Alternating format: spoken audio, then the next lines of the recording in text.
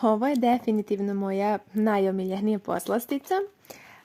Uzmite 6 punih ovako velikih kašika pirinča, znači potpuno punih.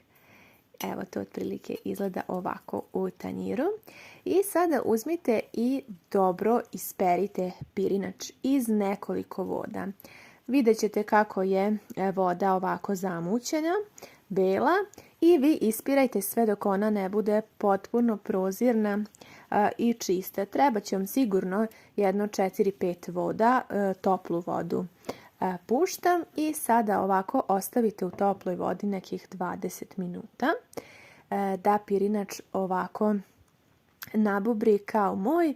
Sada procedite dobro i pirinač je spreman da napravimo fantastičan sutlijaš. Uzmite šerpu i sipajte tačno 1 litar mleka i dodajte vanilin šećer. Bilo bi dobro da imate i vanilu, to bi dalo baš jako lijep ukus.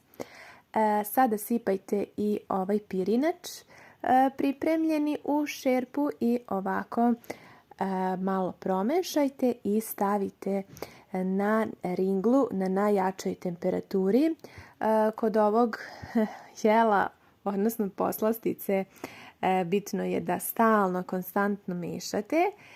Mešajte sada ovako dok mleko ne počne da vri sa rižom. Kada počne da vri, smanjite na nisku temperaturu, jer će jako vriti, pa da vam ne bi pirinač zagoreo.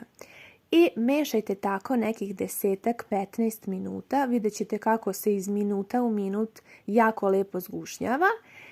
Onda možete malo i pojačati vatru da biste ubrzali proces, odnosno da bi se pirinač lepo u mleku skuvao. I evo, sada smo već tu pri kraju. Sutlijaš naš je spreman, gotov je.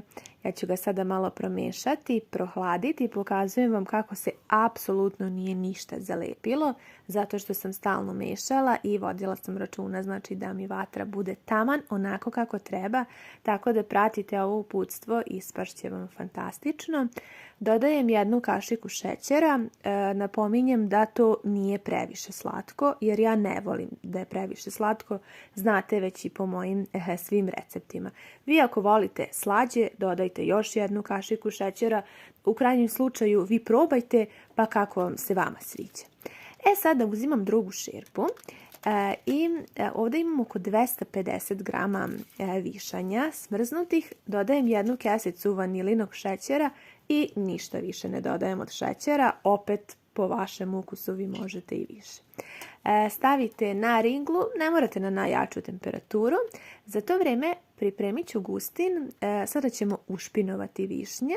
Uzela sam 1 malu kašikicu gustina, odnosno kukuruznog skroba, i dodajte ovako malo vode da se to lepo rastopi gustin u vodi. Znači ne preterujte sa vodom, ovako nekako ni gusto ni retko, vrlo malo nam je potrebno na ovu malu količinu.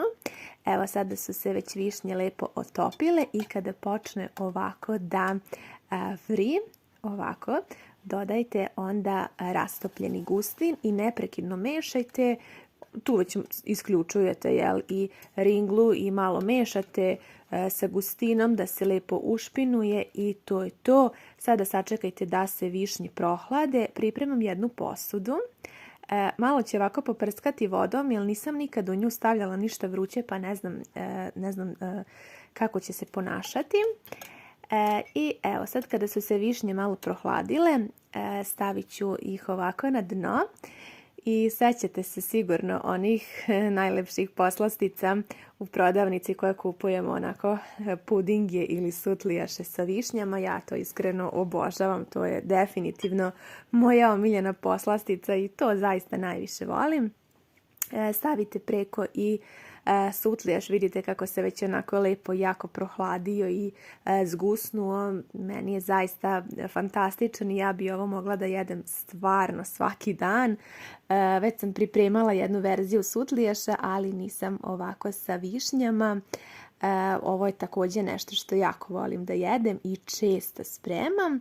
Sad ću uzeti ovako još jednu kockicu čokolade i na ovo najsitnije rende ću izrendati čokoladu i malo ću posuti odgore. Ovo zaista nije potrebno, to je čisto eto malo i radi dekoracije i eto to će dodati još malo šećera, pošto ja ne preterujem sa šećerom unutra. Vi naravno napravite onako kako volite, pogledajte kako izgleda lepo. I sada još samo preostaje da ga stavimo u frižider na hlađenje.